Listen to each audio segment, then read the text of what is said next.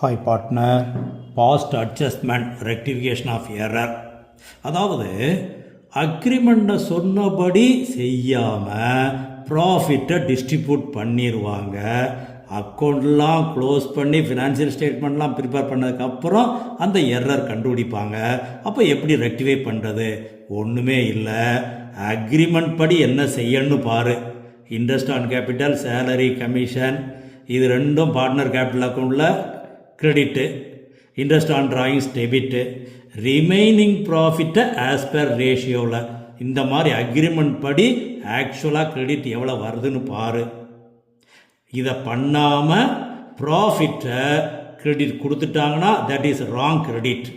அப்போ ஆக்சுவல் கிரெடிட்டுக்கும் ராங் கிரெடிட்டுக்கும் உள்ள டிஃபரன்ஸை பார்த்து எழுதிரு. தட் இஸ் ஆக்சுவலாக கிரெடிட் பண்ணுறதை விட ராங் கிரெடிட் எக்ஸஸாக இருந்தால் டெபிட் எழுதிரு. அதே இது ஏற்கனவே கிரெடிட் கொடுத்தது லெஸ்ஸராக இருந்தால் அந்த பார்ட்னர் அக்கௌண்ட்டில் கிரெடிட் எழுதிரு. இது எப்படி எழுதும்போது டெபிட் ஈக்குவல் கிரெடிட் ஜேர்னல் என்ட்ரியாகவே வந்துடும். இது adjustment through partners capital account. பெரும்பாலும் இதுதான் கேட்பாங்க, அட்ஜஸ்ட்மெண்ட் என்ட்ரினே கேட்பாங்க. சில நேரங்களில் adjustment entries through profit and loss adjustment account சொன்னால் ஒன்றுமே இல்லை, ஏற்கனவே என்ன தப்பாக பண்ணாங்களோ அதை ரிவர்ஸ் பண்ணிடு. Partners capital account debit to profit and loss adjustment account.